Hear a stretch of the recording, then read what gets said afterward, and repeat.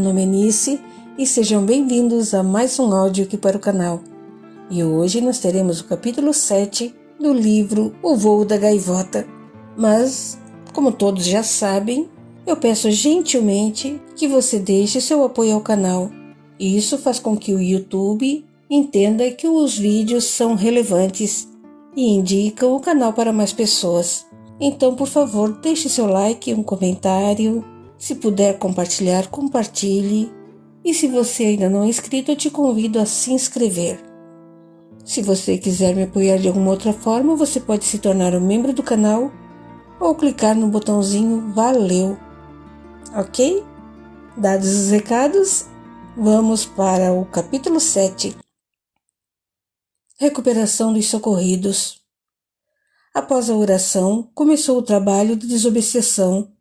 Para nós, desencarnados, os trabalhos começaram bem antes, pois tudo é muito bem organizado. Elabora-se a lista dos desencarnados que vão ser orientados para que eles sejam trazidos do posto para o salão onde é feita a reunião. Eles ficam alguns metros acima dos encarnados, sendo que o forro e o telhado da construção material desaparecem para eles. Os desencarnados trabalhadores e eu vemos as barreiras materiais como se fosse um desenho que não atrapalha em nada. Com a previsão de quantos médios virão, é feita a programação para que o trabalho tenha o melhor proveito possível. Muitos dos que vão receber a orientação através da incorporação, ao verem o trabalho dedicado dos trabalhadores, ao escutarem as conversas edificantes e a leitura do Evangelho com sua explicação, já se sentem inclinados a mudar, e vários deles nem precisam mais de incorporação. No sentido espiritual, para a alma em evolução, a vida material constitui ambiente hostil. Justificamos quase sempre nossas falhas com a desculpa de que a maioria age da mesma forma e alegamos que não somos santos e assim não se pode exigir de nós uma maneira de agir mais elevada. Dessa forma, criamos uma distância entre o que fazemos e o que deveríamos ter feito. É como o aluno que frequenta a escola e não se aplica no exercício do aprendizado, e no final do ano, ao fazer as provas, vê-se reprovado. Quando um desencarnado se depara frente a frente com um encarnado de atitudes dignas, sem aura de santo, sente o estímulo de imediato. A presença de alguém elevado dispensa comentários. Palavras ensinam, exemplos arrastam, mas a maioria dos socorridos necessitava de incorporação, como era o caso de Walter e de seus companheiros, que agitados mostravam sentir falta da sensação das drogas e não conseguiam entender o que realmente estava acontecendo. Foram todos conduzidos à incorporação. Narrarei a incorporação de Walter por ter sido muito importante para mim e Elisa. Walter foi colocado perto da médium que lhe serviria de intérprete. Na simbiose da incorporação, há uma permuta entre os dois, desencarnado e encarnado. O médium sente os dramas do desencarnado, e este absorve parte do equilíbrio do médium. Isso já fez Walter retornar um pouco à realidade, mas não conseguiu falar direito, só balbuciou algumas palavras. Nathan. Cocaína, preciso, socorro.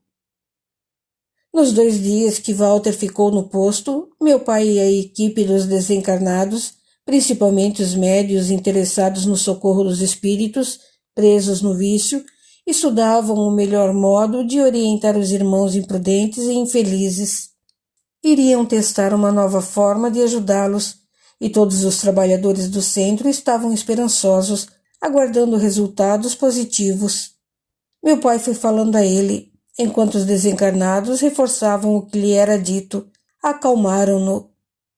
Walter foi induzido a voltar no tempo, modificando seu perispírito. Sabemos bem que isso é possível. Os encarnados têm notícias desse processo através de muitos livros. O perispírito é modificável e há muitos que sabem fazê-lo. Vimos no livro Libertação, de André Luiz, psicografia de Francisco Cândido Xavier, um desencarnado das trevas modificar o perispírito de muitos da sua cidade umbralina. Existem pelo umbral desencarnados com aparência monstruosa e muitos com aparência modificada por eles mesmos, para melhor assustar os outros.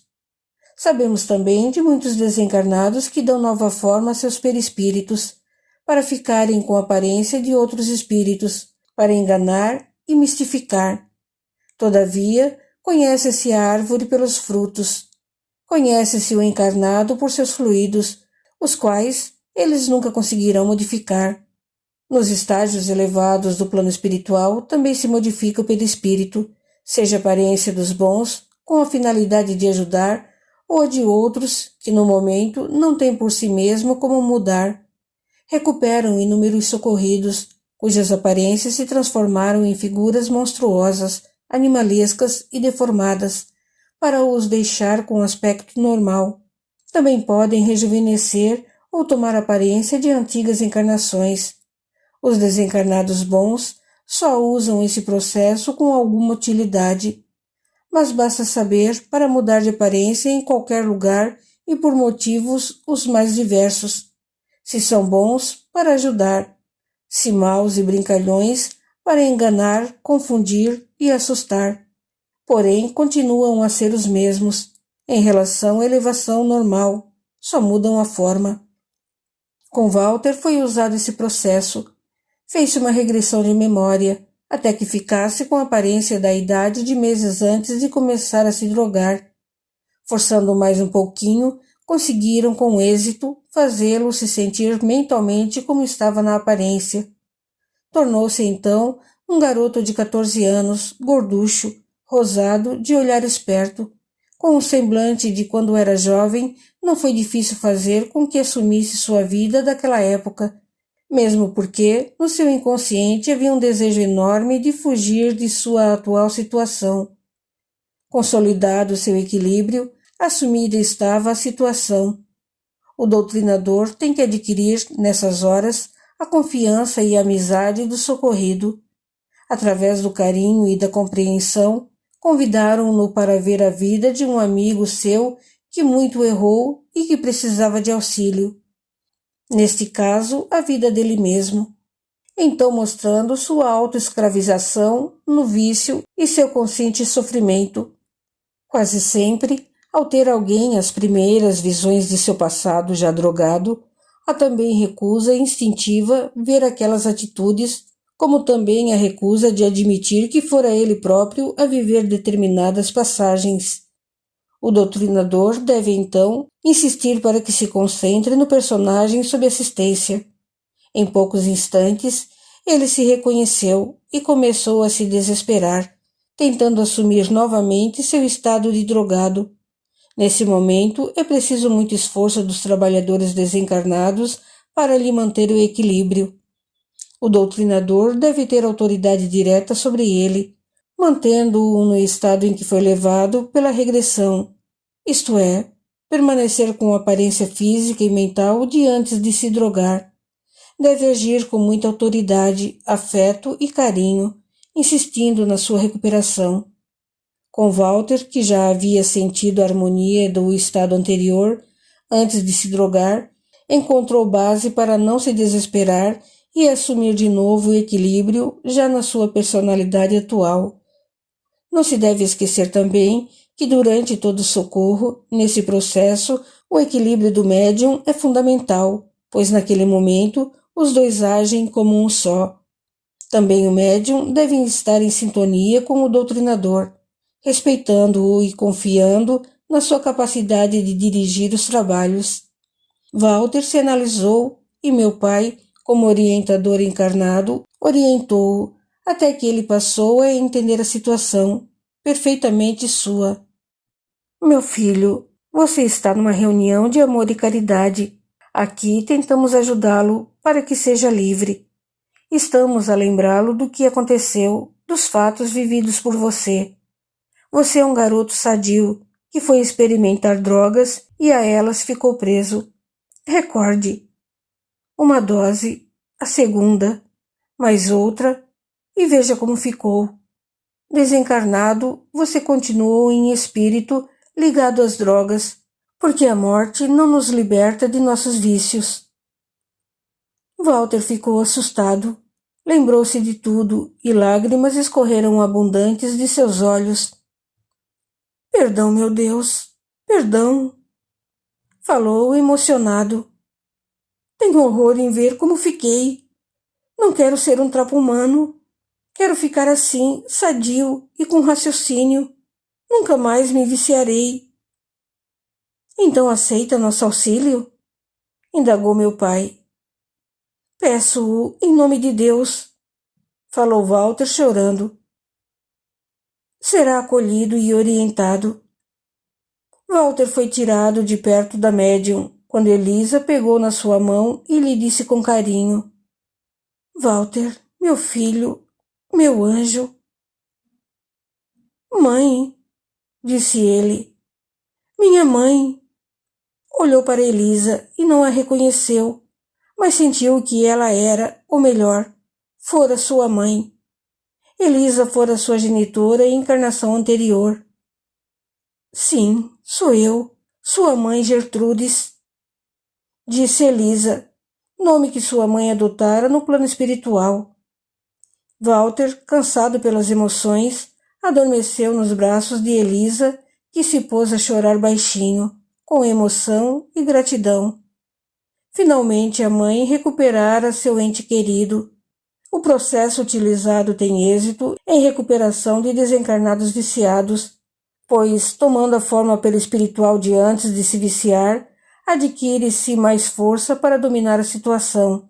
Alguns desses processos não recordam o período de viciado, mas é bom que o faça para que saibam e entendam o tanto que sofreram. Todos os socorridos do túnel negro pediram ajuda e foram acolhidos. Por isso, o tratamento continuaria, sendo eles encaminhados a hospitais próprios, onde a ajuda psicológica seria a mais importante, juntamente com a evangelização. Em algumas doutrinações, como a de Walter, pode acontecer de o socorrido ver tudo o que se passou com ele e não querer a ajuda oferecida, preferindo continuar no vício.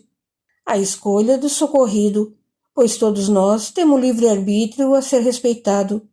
Nesses casos, o doutrinador ainda deve argumentar, tentando ajudar na recuperação. Se houver ainda recusa, deve-se deixar que se comporte como escolheu e ser retirado do local do centro espírita. Sem sustento de bons fluidos, é costume voltar logo ao estado deplorável de drogado. Será, entretanto, em outra ocasião, socorrido novamente, e quando estiver cansado das drogas, aceitará a ajuda. Também o doutrinador deve ficar atento para não deixar o socorrido ter remorsos destrutivos, incentivando-o a ter esperanças de vida no futuro e reparar seus erros através do trabalho útil e no bem. Uma convidada desencarnada que assistia à reunião indagou a Maurício, que estava ao meu lado. Maurício, o drogado é responsável por todos os seus atos errados? Como, por exemplo, aquele rapaz que, ao discutir com sua mãe, a empurrou com força, levando-a a cair e bater com a cabeça e desencarnar.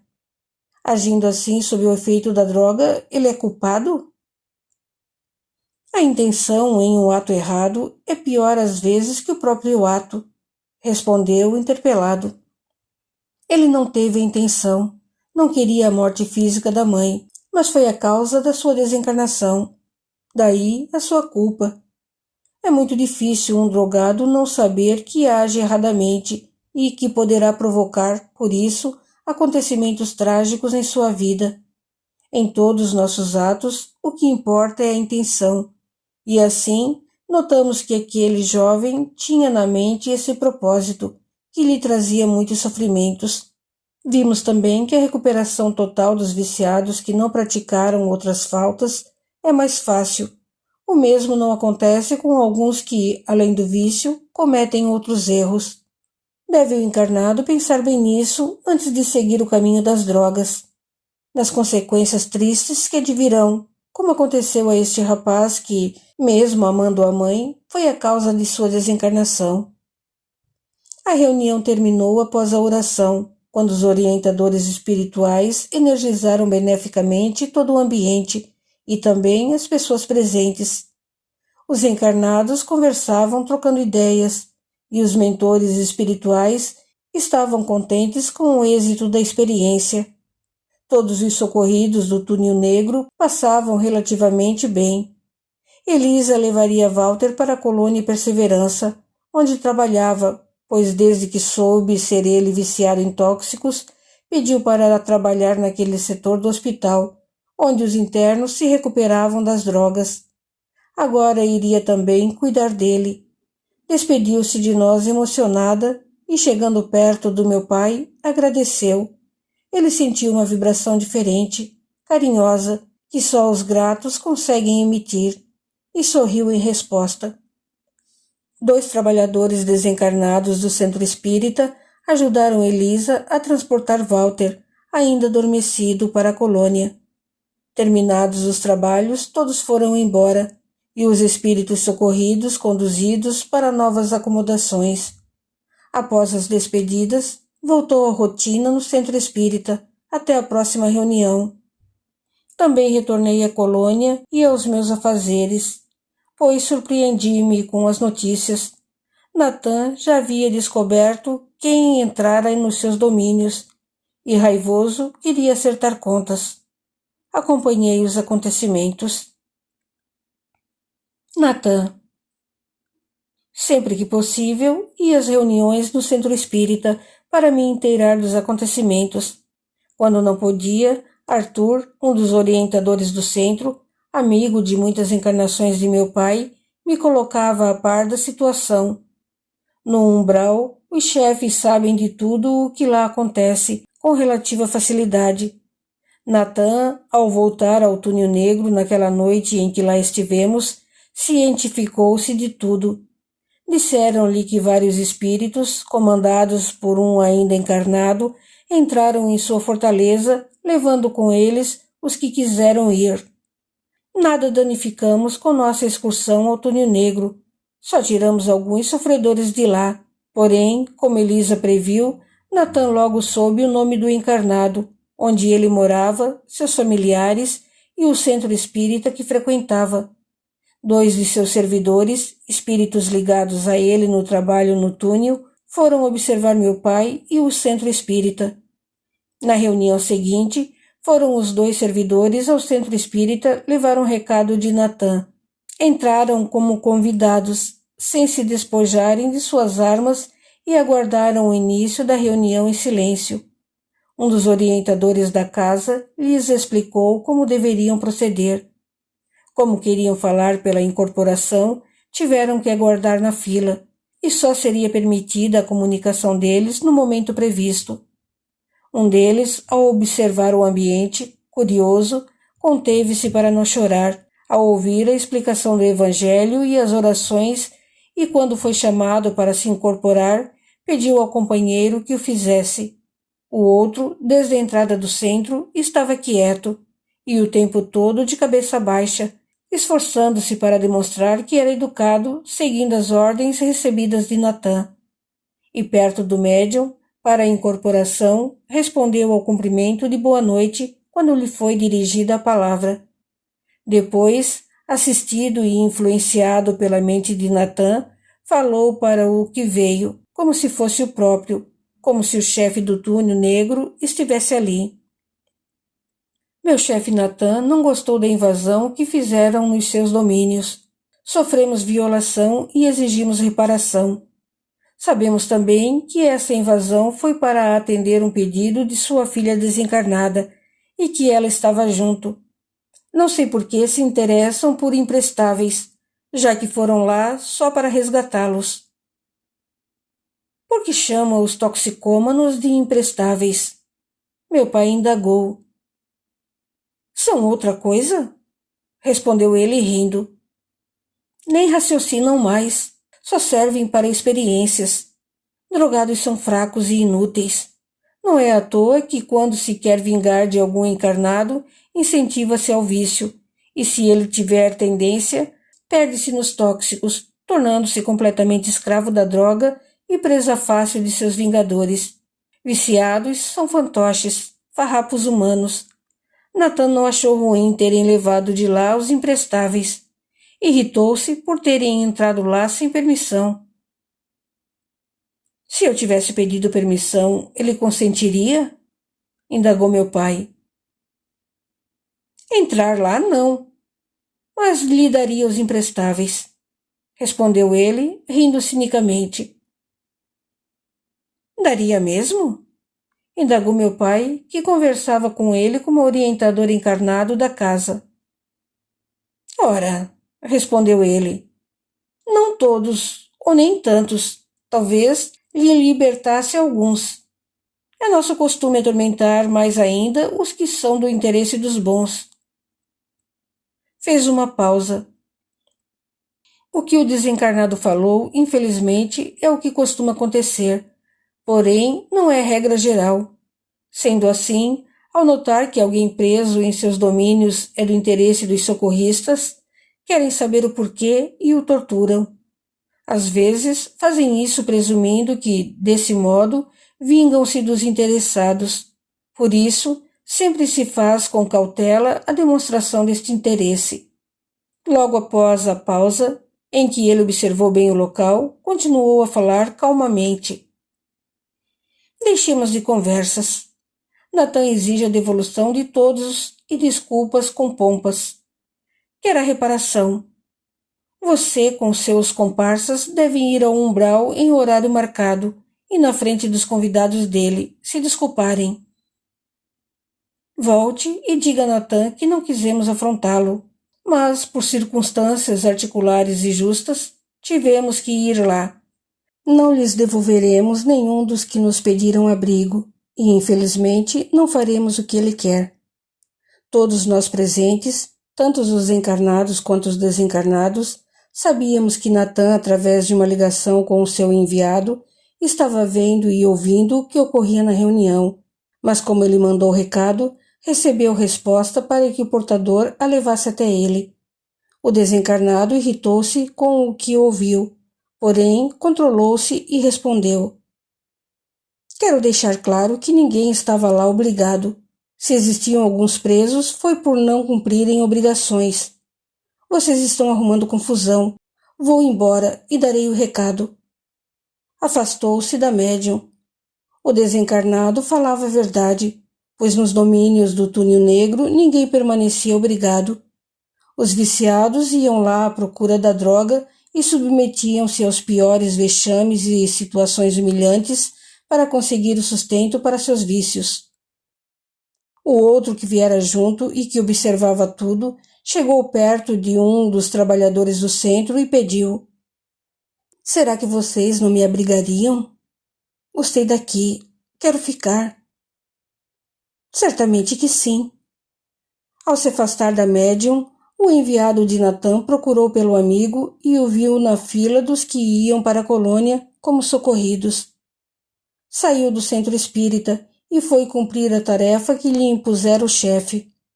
Como previsto, Nathan não gostou da resposta e no dia seguinte preparou bem seus servidores, armou-os e ordenou que fossem ao centro espírita e o invadissem. Deu instrução para expulsarem todos que lá se encontrassem e quebrarem tudo, mas não foi junto, ficou no túnel negro. Arthur, prevendo o ataque, organizou a defesa do posto e do centro espírita, para que todos os aguardassem tranquilos. Tentaram realmente invadir, mas quando se encontravam perto, Arthur e os companheiros foram ao encontro deles, dominando-os pela força mental e mobilizando-os. Levaram-nos em seguida para o pátio já desarmados e depois os encaminharam para o posto, acomodando-os numa sala própria. Tudo normalizado, Arthur conversou com eles durante horas. Perguntavam sobre tudo e Arthur os esclarecia. Viram a colônia pela tela e lhes foi oferecido socorro médico e abrigo. Após, Arthur abriu a porta da sala e disse: Podem sair os que quiserem, só que irão sem as armas. Os que desejam ficar conosco serão bem-vindos. Muitos se mostravam indecisos. Se voltassem, seria como fracassados, não tendo cumprido a tarefa que lhes fora confiada. Temiam o chefe, mas gostavam da vida que levavam e não queriam mudar. Foram poucos os que gostaram do que lhes foi oferecido por Arthur em nome de todos os trabalhadores do centro. Muitos dos desencarnados que vagam pelo umbral não têm ideia de outra forma de vida na espiritualidade e, ao conhecer, geralmente aceitam, querem a mudança. Outros, indiferentes, preferem mesmo continuar como estão. Do grupo de Natan, alguns ficaram na sala, mas a maioria saiu. Muitos se dirigiram para o umbral, onde iriam vagar sem rumo, pois não tinham disposição de voltar ao túnel negro, de vez que temiam Natan. Outros, mais corajosos, voltaram, e ficamos sabendo depois que não foram castigados. Os que permaneceram e aceitaram socorro foram encaminhados para a colônia, para a escola de regeneração. As armas deles, feitas do mesmo material que constitui nosso perispírito, foram destruídas. Natan mandou 2 de seus servidores, os de sua confiança, para ficarem perto de meu pai, e eles trouxeram outros 2 que foram levados a pensar que meu pai ia lhes dar drogas. Desencarnados nesse estado têm fluidos pesados e angustiantes. Por isso, Arthur levou os 2 viciados para o posto do centro, onde receberam os primeiros socorros, sendo depois orientados em reunião da mesma forma que Walter, e obtiveram o mesmo êxito. Arthur fez um esquema especial de proteção aos médiuns e frequentadores do centro, para que não fossem atingidos pelas vibrações dos seguidores de Natan, como também para as pessoas que sempre estão com meu pai, inclusive os familiares. Os outros 2, os servidores de Natan, meu genitor convidou-os para ficarem com ele. Seguiram-no de perto por dias. Natan, vendo seus 2 melhores auxiliares em perigo, chamou-os de volta. O perigo, para ele, era o de se converterem. Meu pai, ora medita, lê e faz com que os desencarnados que estão junto dele escutem. Trata-os com bondade, porém com firmeza, e não aceita suas interferências. Apesar de cansá-lo muito essa conduta, ele sabe que tem de estar vigilante 24 horas por dia, e esse tipo de pressão o tem feito crescer, porque o orar e vigiar o coloca constantemente em vibração maior, que atinge os desencarnados de forma diferente, levando-os a refletirem e a pensarem em Deus. Natan veio encontrar-se com meu pai. Esperou-o à noite, perto do centro espírita, e disse a um dos guardas que queria falar-lhe. Meu pai foi ao seu encontro. Você é um feiticeiro terrível, disse Natan. Não quero que nenhum dos meus companheiros sofra sua influência. Exijo uma reparação sua, e tudo ficará por isso mesmo. Mas que vá ao túnel negro e me peça desculpas. Abro mão do resto. A palavra feiticeiro foi empregada por ele para definir aquele que tem força mental e que a usa tanto para o bem como para o mal, e o tom de desprezo seria para ofender. Desencarnados que temporariamente estão seguindo o mal gostam de chamar meu pai assim, como também de indiano, porque ele, em muitas encarnações, teve a Índia como berço. Você tem me observado, respondeu meu pai. Deve saber que sempre que erro, peço perdão de coração. Nunca peço por orgulho, pois levo muito a sério o ato de me desculpar. Quando o faço, é porque entendi que errei e procuro não mais cometer a mesma falta, para não ter que me desculpar pela segunda vez pelo mesmo ato. Isto porque, reconhecendo meu erro, me esforço para melhorar. Não me arrependi por ter ido ao túnel negro e libertado não só o desencarnado, que foi o motivo de socorro, mas todos os que quiseram nosso auxílio. Faria de novo. Por isso, em respeito a você, não posso me desculpar. Para nos reconciliarmos com alguém, mesmo não sendo culpado, não nos custa pedir desculpas. Meu pai, com sua atitude, estava querendo ajudar Natan. Tentava fazer que esse espírito se voltasse para Deus. Atormentarei você, exclamou ele. É um direito seu, respondeu meu pai. Convido-o a ficar comigo. Só que eu também tenho direitos. Você tentará me atormentar, atingir-me.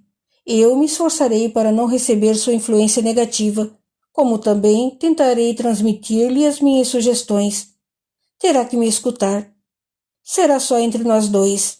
O mais forte irá influenciar o outro, e o mais forte será aquele que tiver a vida, os pensamentos e as atitudes baseados na verdade. E a verdade nunca será produto de nosso desejo, esperança ou ambição, mas sim sempre a mesma, infinitamente, no tempo e no espaço. Não sou de fugir de desafio. Vou agora ao túnel negro tomar algumas providências e voltarei. Aguarde-me. Não o estou desafiando. Será um prazer conviver com você. Vamos aprender muito um com o outro. Natan afastou-se. Já havia perdido muito dos seus seguidores e achou que só ele estaria apto a dar uma lição merecida naquele que, em sua opinião, o desafiara. Estava com raiva de todos do grupo e com os desencarnados sabia por antecipação que não podia com eles. Com meu pai era, porém, diferente. Ele estava na carne, sujeito a muitos condicionamentos e melindres devido às necessidades e funções do corpo, sendo assim mais frágil de atingir e prejudicar. Entendia que, atingindo o encarnado, atingiria todo o grupo. Organizou então o túnel negro para que continuasse a funcionar sem ele, e assim, no outro dia, foi ao encontro de meu pai e começou a acompanhá-lo de perto. Meu genitor continuou com sua vida normal, de trabalhador no plano físico e espiritual. Natan não ficou de imediato como obsessor de meu pai, mas sim curioso e com raiva daquele momento. Quis conhecer o dia a dia de uma pessoa tão diferente das com que convivera. Natan pressionava meu pai, forçava-o a pensar em coisas mundanas para que baixasse a vibração. Meu pai, por outro lado, meditava em coisas superiores, e Natan era forçado naturalmente a sentir as mesmas coisas. Percebia as sugestões e desejos terrenos, porém mostrava mentalmente a Natan a estupidez e a mediocridade daqueles que usam as necessidades e funções do mundo físico como propósito de vida. À noite, meu pai, desligado do corpo físico, se dirigia para o trabalho espiritual, e Natan ia junto. Encaminhava-se ao posto do centro para cuidar dos doentes, conversava com os socorridos, e ele ao seu lado. E foi assim por muito tempo, até que Natan começou a se interessar pelo trabalho realizado no posto e começou a falar de si, e meu pai atenciosamente o escutou. Natan foi médico quando encarnado. Ambicionando enriquecer, usou a medicina somente como profissão para ganhar dinheiro. É preciso lembrar que o trabalhador faz jus ao seu salário, mas nenhum profissional deve só visar o lucro, mas sim fazer também, através de seu trabalho, todo o bem possível. Médicos lidam com dores e por isso devem também ser humanitários. Trabalharem pelo sustento material, sim, mas sem se esquecerem de fazer aos outros o que queiram que lhes façam. Natan fez muitos abortos e receitou remédios proibidos desde que lhe pagassem. Mas a desencarnação chegou e se viu diante de muitos inimigos que queriam vingança. A situação o apavorou demais.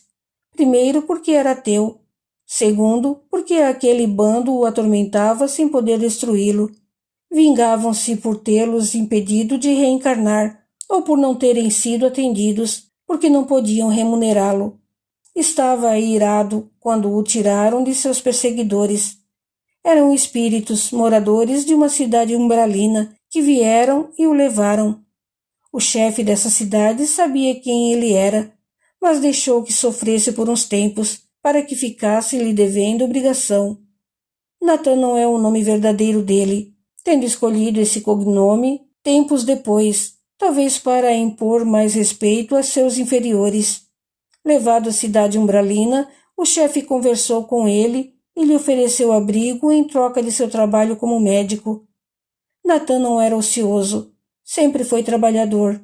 Por isso aceitou e se aliviou por ficar livre do bando que o perseguia, mas com o qual aprendera tantas maldades. O chefe daquele local, no intuito de organizar um lugar especializado em tóxicos, fundou o Túnel Negro e o colocou para administrá-lo. Com o passar dos anos, o chefe se desinteressou pelo lugar e Natan ficou sendo o senhor absoluto. O Túnel Negro não forçava ninguém a ficar lá e nem seus moradores saíam à procura de desencarnados para irem lá. Os viciados, desencarnados, é que o procuravam, em busca das drogas. Só que depois de serem abrigados, tinham que seguir as normas da casa e trabalhar para eles. Existem muitos lugares, abrigos e cidades no umbral, para onde os desencarnados, viciados, são levados como prisioneiros, como também há outros lugares, como o Túnel Negro, onde os desencarnados não são obrigados a ir e nem a permanecer. É lugar de livre acesso. Mas Natan era insatisfeito, e isso lhe doía e o atormentava. Instalou-se então a troca de fluidos entre eles. Meu pai começou a sofrer os de Natan, sentindo doer-lhe por dentro como um vazio profundo. Certo dia, meu pai estava meditando e Natan perto dele, quando meu genitor lhe disse: Natan, é falta de Deus. É a ausência do pai em você que lhe dói tanto. Você era ateu, mas não pode dizer agora que ainda o é. Por que então não se aproxima do pai? Natan não respondeu e se afastou. Depois de meses, era a primeira vez que se afastava. Recolheu-se num canto no umbral e pôs-se a pensar. No dia da reunião, quase no horário de começar, ele entrou no centro, pediu licença e se colocou na fila dos que iam receber orientação pela incorporação. Estava diferente, sem seus colares e suas armas.